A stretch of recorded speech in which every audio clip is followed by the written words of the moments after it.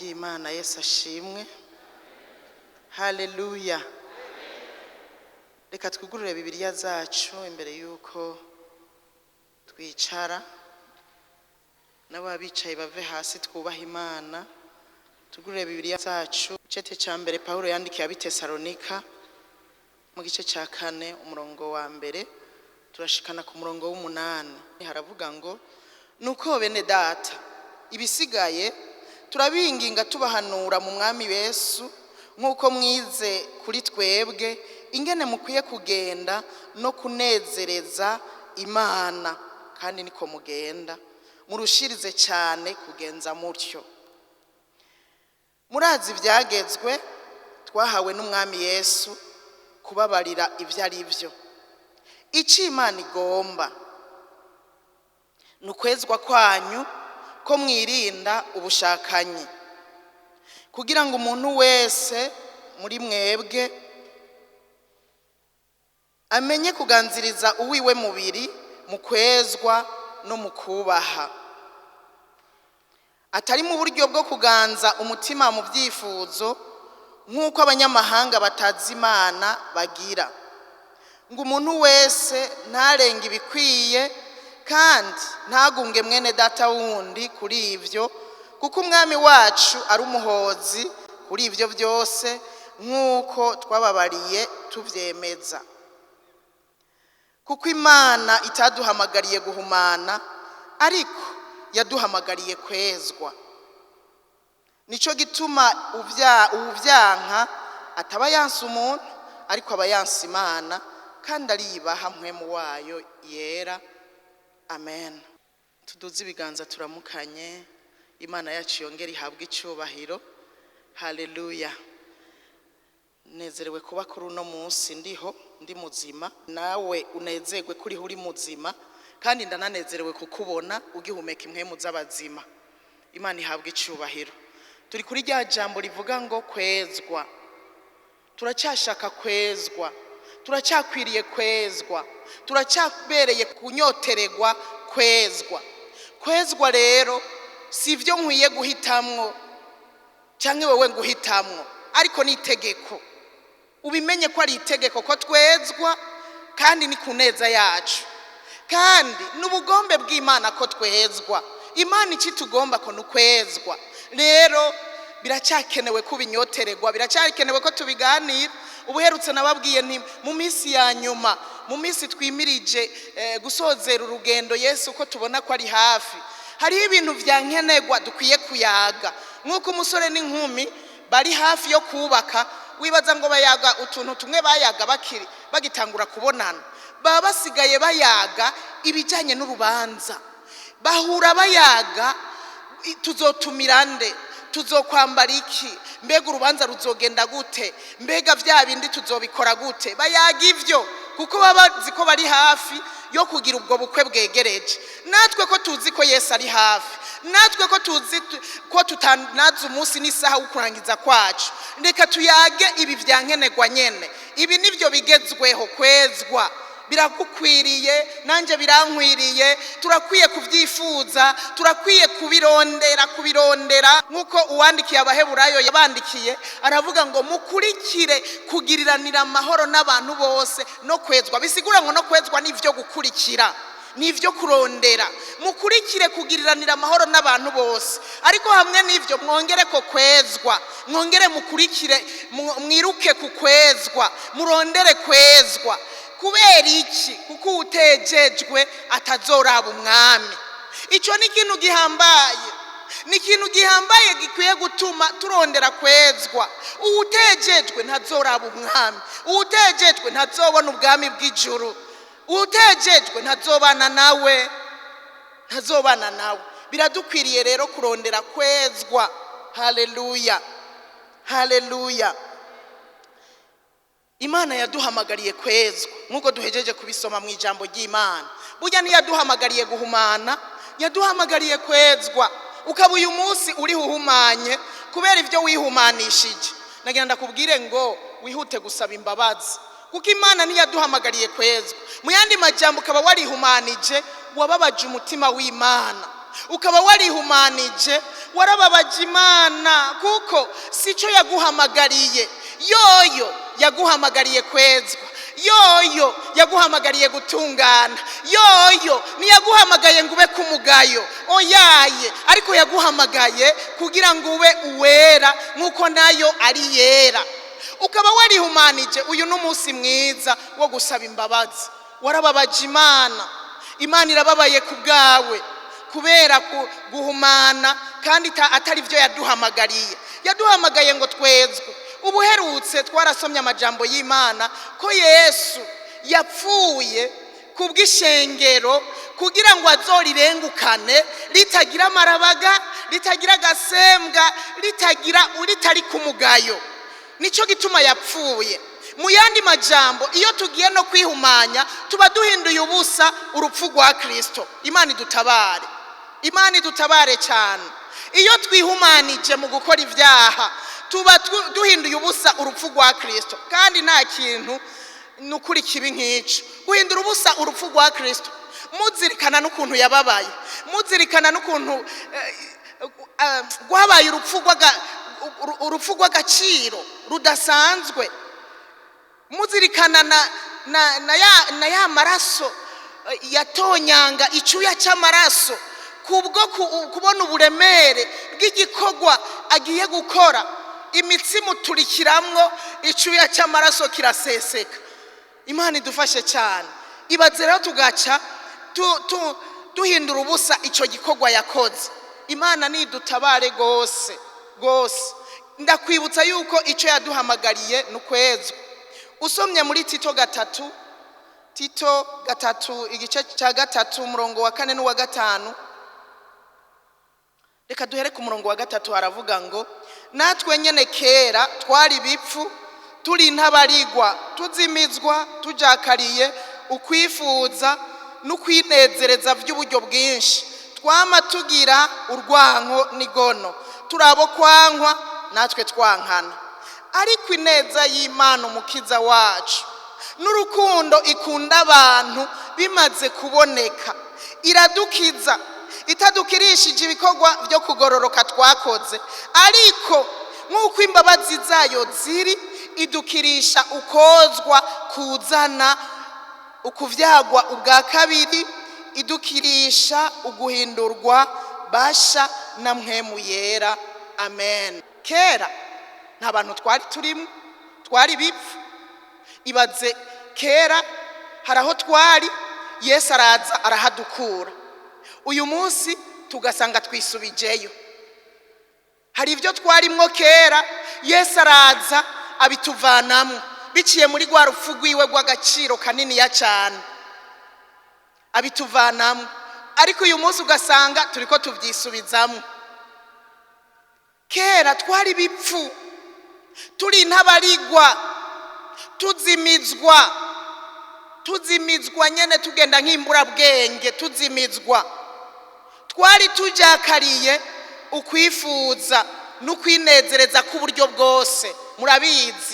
Murabizi hariho umuntu vrema avuga ati kera nari naragaciyemo n'ukwinezereza k'uburyo bwose, ariko atari uko vyahimbara Imana. Twama twankana, ariko kandi natwe tukankwa. Ivyo nivyo twarimwo kera. Ariko ineza y'Imana n'urukundo yakunze abantu bimaze kuboneka, Imana imaze kubigaragaza biciye muri Kristo Yesu, iradukiza. Itadukijije kubw'ibikorwa byiza twakoze, habanamba. Itadukijije kuko twari beza, habanamba.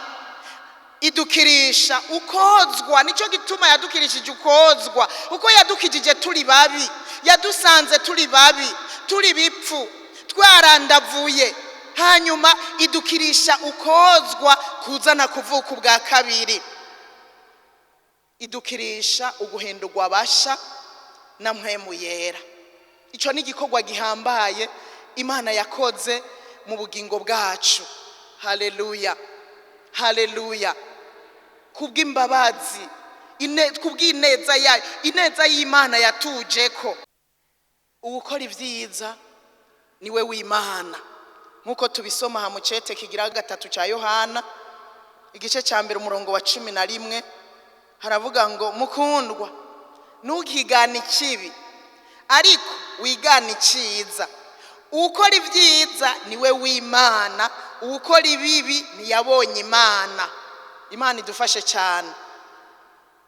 Ukora ibyiza niwe w'Imana, ni kuvuga ngo nitwirinda umugayo, nitwirinda kwandavura, tugakora ibyiza, tuzoba b'Imana, tube ku ruhande rw'Imana. Hanyuma Imana igendane natwe, ibane natwe, itugirire neza, idushigikire, itugwanire intambara, itugirire neza, yumve gusenga kwacu, idushigikire mu migambi yacu. Mu yandi majambo, mbere naho novuga mu majambo make, ibyacu bizogenda neza nitwaba abantu bakora ibyiza, abantu birinda umugayo bagakora ibyiza, tuzoba b'Imana, ibyacu bigende neza, hanyuma twibere mu mahigwe. Haleluya. Muri uno mwaka w'amahigwe niwo mwaka wo kwezwa, hanyuma tubane n'Imana, ibyacu bigende neza, tube mu mahigwe y'imisi yose. Mbere tuzoba mu mahigwe y'ibihe bidashira nitwaba abitandukanya n'ikibi tugakora ibyiza. Haleluya. Haleluya. Twejejwe tuba ibikoresho by'icubahiro. Iyo twejejwe tuba ibikoresho by'icubahiro kandi bigirira ikimazi Imana. Ibaze umwana w'umuntu kugirira ikimazi Imana.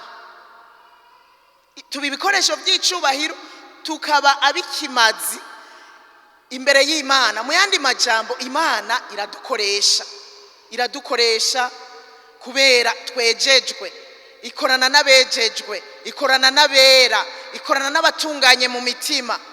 Abo babandi twavuga ko bazobona Imana, abo nibo bakorana nayo. Usomye mu cete kigira kabiri Paulo yandikiye Timoteyo, yarabimwandikiye mu gice cya 2 umurongo wa 21. Yaravuga ngo mu nzu y'umutunzi habamwe ibikoresho by'uburyo bwinshi. Haraba ibikoresho bikoreshwa iby'icubahiro n'ibikoresho bikoreshwa ibitagira ikimazi. Ku murongo wa 21 aramubwira ngo umuntu niyiyeza akitandukanya n'ivyo, azoba igikoresho c'icubahiro kimugirira ikimazi, kigirira ikimazi nyeneco kandi cyatunganirijwe igikorwa ciza cyose. Haleluya. Umuntu niyiyeza akitandukanya ukuri kose, uyu munsi uri mu nzu y'Imana ukiyeze, Imana ikakwemera, uzohinduka igikoresho c'icubahiro. Ukuri kose, urakubura, uzoba igikoresho c'icubahiro. Uraririmba, uzoba igikoresho c'icubahiro. Nukuvuga ngo nta gikorwa kinini nta gikorwa gito, ukuri kose ni wiyeza, ukitandukanya n'umugayo, ukitandukanya n'ibitagira ikimazi, Imana izoguhindura igikoresho c'icubahiro kica kimugirira ikimazi. Umuntu Imana yikorako. Haleluya. Umuntu Imana yikorako ikamukoresha, ni wiyeza, niko ijambo ry'Imana ritubwiye, ni wiyeza. Mu yandi majambo, ni wewe uzirikana ko atajwi rikwagiriza ikibi, ntukisuzugure, uhagarara wemye imbere ya papa. Warize ntiwize, uwize wewe ngira ntiyonisuzugura, ariko abize nabo bashobora kugira n'utundi bahajije twobateza kumbure kugira isoni canke kumva bisuzuguye. Ariko utize ashobora kwisuzugura kubera atize.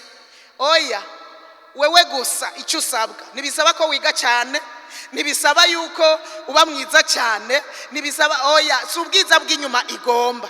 Ikisaba n'ukwezwa kwawe, hanyuma iguhindura igikoresho c'icubahiro kiyigirira ikimazi. Ucubu w'ikimazi mu nyonga kwa data, ucubu w'ikimazi imbere ya papa, ikwikoreko mu bikorwa ibi na biriya, ikwikoreko igutume igukoreshe ukuri kose. Nicyo usabwa. Kandi nivyo ndiko ndiyumvira kuri aya majambo, nibutse ukuntu iyo umuntu yandavuye agakora icyaha abigitetegwe, abikimaramare, arashobora no gufata mikro akaza agahagarara hano, mugabo umutima uba uri kuramwagiriza. ashaka no guhagarara agafata mikoro agashinga intahe mugabo umutima uri kuramwagiriza, aba yumva ari kimaramare, aba yumva atakwiriye, ari ibyo umuntu yigirira byo ntiyo kwiha gukora, ari ibyo yiha batabimuhaye ntiyo kwiha gukora. Uretse uwakomantaye yabaye nabi wumva wonyika, wumva wohunga, ariko uzirikana atajwi rikwagiriza ikibi, uzirikana wejejwe utunganya uruwera nk'uko na yari yera, uhagarara wemye atakigutera ubwoba, atasoni, ngo sinkwije ibi na biriya, wejejwe uzumenye ngo urakwije, kuko uzoba uruwera nk'uko na yari yera. Abo ni Imana yishimira, abo ni bishaka. Haleluya. Abo nibishaka nk'ibikoresho bizima, uzohagarara igushigikire, uhagarara uvuga ikunganire, ikugirire neza, kubera abo nibo ishaka, abo nibigomba. Haleluya. Imana idufashe cyane, idushoboze kwezwa kugira ngo tuze turaba umwami. Ibaze ibihe biheze, imyaka kumbura umaze ukijijwe, umuntu agasozera nabi, birababaje. Uwanse kwezwa azobona ibara, niko Imana yabwiye, yatumye Yeremiya imutuma ku Bisirayeli. Usomye muri iki gice cya 13 umurongo wa 27, bahagararije Imana iravuga ngo nabonye ibizira byawe, nibwo busambanyi bwawe, nukuroherana kwawe nibwo bushakanyi bw'ubusambanyi bwawe, ku misozi no mu gahinga uzobona ibara, ewe Yerusalemu, ko wanse kwezwa, mbega uzogeza ryari? Imana idufashe. Ibi nivyo yatumye Yeremiya uwavugishwa nawe imutuma kuri Yerusalemu, ko wihaye ubusambanyi, gusenga ibigirwamana. Kenshi Imana yakunda kuvuga ko ari n'ubusambanyi nyene nyezina, kuko baranabukora. Navuga ngo narabonye ibizira byawe. Burya ibyo dukora Imana irabibona, yarabibonye bimwe wakora. Harike twihumuriza, burya abo turirimbana ntibabizi, abo dusengana ntibabizi, abungere ntavyo bazi. Bere birakunda no kubuza benshi kwatura ngo bahava babimenya, ariko burya Imana yarabibona. Aho wabikora, ubikora mwibanga, Imana irabibona. Yesu ashimwe. Ibyo dukora byose Imana irabibona. N'ababi Yerusalemu yarabatumye ko ngo nabonye ibizira byawe, nabibonye, nibwo busambanyi bwawe, nibwo bushakanyi bwawe, nabibonye. Ubwo ukorera mu gisagara, ubwo ukorera ku misozi, ubwo ukorera handi winyegeza muri amazu, muri bya bindi, na byose narabibonye. Acha aravuga ngo uzobona ibara, ko wanse kwezwa, ko wanse kwatura icyo cyaha kiri muri wewe. Uzobona ibara, ko wanse kubiheba, ijwi ry'Imana ryakuje ko kenshi. Uzobona ibara, icyo baciza wemere, wature wemere, wezwe, hanyuma Imana ikugirire neza. Nuzobona ibara, kubona ibara nyene no kubona ibara, uba wambaye ibara nyene, uba wambaye ibara. Nta muntu avuze ngo uzobona ibara no kuvuga uzobona ibyago, uzobona ingorane, uzobona amahano, ko wanse kwatura ngo wezwe wihane intege nke zawe. Uzobona ibara. Uwanse kwezwa abona ibara, nta kindi. Kandi naravuze ubuherutse, nimba duhisemwe kwezwa, tubihitemwe twezwe, hanyuma ntidusubire kwiva yanga. Usomye mu Baroma 6 umurongo wa 22, haravuga ngo ariko noneho ko wacunguwe, ko mwacunguwe ngo ntimuganzwe n'icyaha, mukajakarira Imana, mufise imbuto zanyu zizana ukwezwa, kandi amaherezo n'ubugingo budashira. Haleluya. Uhindukiye aravuze ngo ariko noneho ko mwacunguwe ngo ntimuganzwe n'icyaha, mukajakarira Imana. mufise imbuto zanyu zizana kwezwa, kandi amaherezo yanyu acaba ubugingo budashira. Haleluya. Uhindukiye ukava mu kujakarira ibyaha nka bimwe twahoramwo. Erika kera twarabaja bicyaha, ugasanga umuntu yarabaye umuja w'inzoga, ugasanga umuntu yarabaye umuja w'ubusambanyi, ugasanga umuntu yabaye umuja wo kubesha, umuja wo guteranya, umuja w'ibyaha bya bindi nyene twahoramwo bijya byose. Hanyuma tumaze gucungurwa, icyo Imana yatugombako kwari ko duca duhinduka abaja b'Imana, abaja bayo, tugahinduka abaja bayo. Hanyuma ivyo bituzanira imbuto zo kwezwa, kandi tugaca turonka ubugingo budashira. Haleluya. Ukwezwa kuraza nyene, niko kubanza, hanyuma tukaronka ubugingo budashira.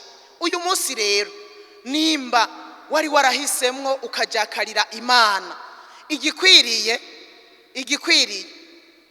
nukwezwa, hanyuma wibere mu bugingo budashira.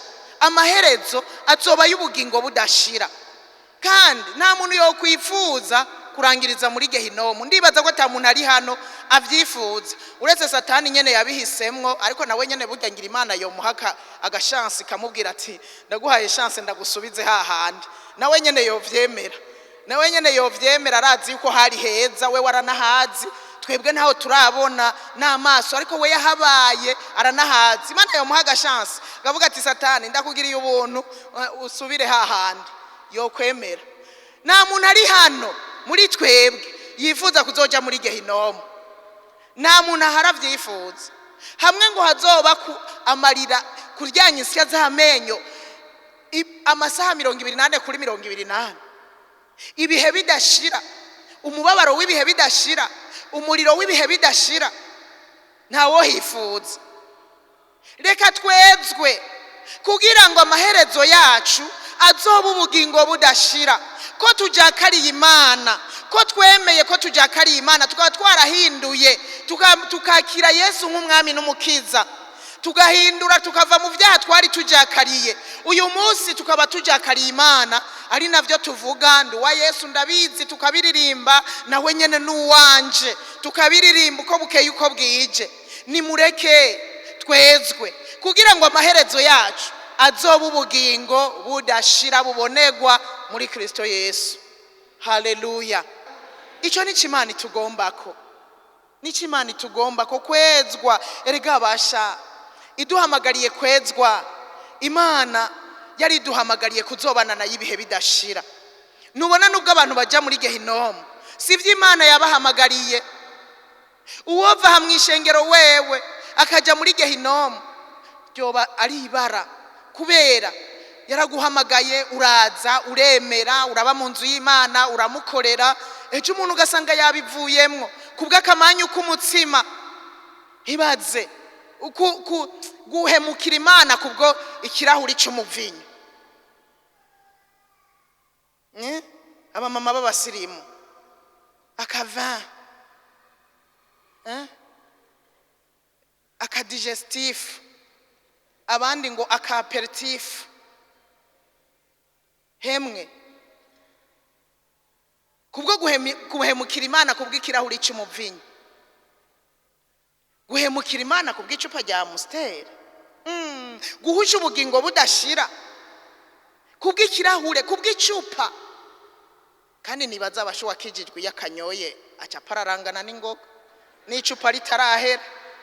Je nibaza yuko akarahuri kamwe kujya mu vinyo wasawasawa waya mavorime ya kwa kundi, nibaza yuko aca pararangana. Nyanje nama niyumvira ntubu nonywa na karahuri na kamwe, mbega yewe byo bibirori ngira noca nangura gutambira abantu. Erega inzoga muzizi gici. Reka guhemukira Imana kubw'akamanyu k'umutsima, reka guhusha ubugingo budashira kubw'akamanyu k'umutsima. Oyaye, reka akamanyu k'umutsima. Muyandi majambo akanataco kamaze. Imana idufashe cyane. Impanuro yatanze kuri uyu murongo wa 15 muri iki gice cya 12 mu Baheburayo. Umurongo wa 15 uravuga ngo mwizigame. Yaratanze impanuro avuga ngo mwizigame, ntihagire umuntu adashikira ubuntu bw'Imana kandi mwarabuhawe kandi buhari. Mwizigame, ntihagire umuntu adashikira ubuntu bw'Imana kandi ntihagire umuzi wo kurura umera ukabahagarika imitima, abenshi bakandavura, abenshi bakandura. Imana idufashe cyane. Enda ni mwizigame. Umuntu wese niwe yizigama. Negerezwa kwizigama, nawe ubwawe utegerezwa kwizigama. Uwandikiye Abaheburayo rero arababwira ngo ni mwizigame. Inyuma yo kubabwira ngo mukurikira ukwezwa kuko utegejwe atazobona Imana, aca arababwira ngo ni mwizigame basha, ni mwizigame.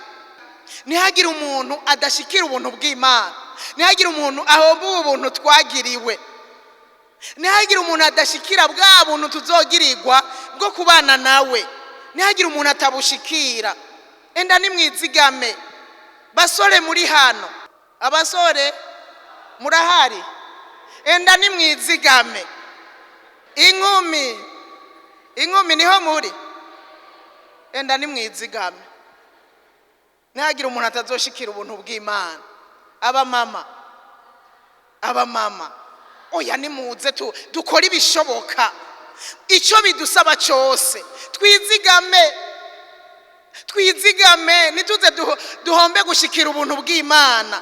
Abapapa nukuri imitwe yacu hamwe yohomba gushikira bapapa nimwizigame, imitwe ntizihombe gushikira ubuntu bw'Imana. Abagabo twemera imitwe turabemera, nimwizigame, nimuze muhombe gushikira ubuntu bw'Imana. Mwizigame, mwirinde umwami Yesu ari hafi. Haleluya. Kandi umuntu wese niwe yizigama. Jewe negerezwa kwizigama, nizigamye nta mwana azonzigama. N'umugabo yonzigamye ko yagiye nawe nyene nafyo yoshoboye. Nishwi rero abana asigaranye ntibashobora kunzigama, ntibikunda. Kandi na jewe kubazigama ntavyo nshoboye. Enda abana murizigama naho nogera murizigama basha muzamungiriye neza. Murizigama kuko naho novuga agacava hakagenda hari agakora ibindi. Enda murizigama. Umuntu wese yizigame, nta wundi azomuzigama. Ni twebwe dutegerezwa kwizigama kugira cyane kugira ntiduhombe kuzoshikira ubuntu bw'Imana. Haleluya, haleluya. Iyo yari impanuro kandi ndasozere. Iyo yari impanuro mwizigame. Nsozerere kuri iri jambo ryo mu Migani igice cya 4 umurongo wa 26 n'uwa 27. Nayo ni impanuro. Hanyuma duce dusenga Imana. Haravuga ngo usene inzira y'ibirenge vyawe kandi ingendo zawe zose zitungane. Ntugatambamira iburyo canke ibumoso, ukuri ikirenge cawe mu kibi. Iyo niyo mpanuro sozereyeko. Usene inzira y'ibirenge vyawe aho uja hose. Iyo uja hose reka kurira iyo misozi atawuyikurije. Sena inzira y'ibirenge vyawe cyaho Imana yakweretse guca. Ja mu vy'Imana yakubwiye kujamo. Ingendo zawe zose zitungane. Waba uri hafi ya bene data cyangwa uri wenyene kumwe kwa Yosefu, ingendo zawe zitungane. Iyashoboje Yosefu gutunganira muri Egiputa, gutunganira mu banyavyaha, nawe igushoboze aho uzoba uri hose. Uri kumwe n'abawe, utari kumwe n'abawe, utungane, ingendo zawe zitungane. Nta gwitwazo na rumwe tuzogira, kuko hariho abazodutsindisha bashoboye gutungana kandi batunganira hagati y'abanduye. Ndabisubiyemo n'ubuherutse narabivuze. hari abashoboye gutungana batunganira hagati y'abanduye ni Nowa. Yosefu yaratunganiye muri Egiputa, aratunganira imbere ya muka Pontifari, yamwifuza, yamurondera hasi hejuru, aratungana, ntiyakora icyaha. Nimureke ingendo zacu zitungane, tureke gutambamira iburyo cyangwa ibumoso, tugende tudruwa, dutumbere Yesu wenyene. Dutumbere Yesu wenyene, niwe nyanduruko y'ukwizera kwacu. Tureke gutambamira iburyo cyangwa ibumoso, twumva ibiduhamagara twiruka, twumva n'ibindi bihamagaye twiruka. Oya, reka dutumbere Yesu gusa, dutumbere igikorwa ciwe, tureke kwiruka hirya no hino. Hanyuma dukura ikirenge cyacu mu bibi, nitugagende twirukiye ibibi, twirukire gukora ibibi, dukikamishwa no gukora ibibi, twurira imiduga tujya gukora ibibi. Oya, ivyo turekane navyo kugira ngo tuzoshikire ubuntu bw'Imana, kugira ngo tuzoraba umwami Yesu abahezagire.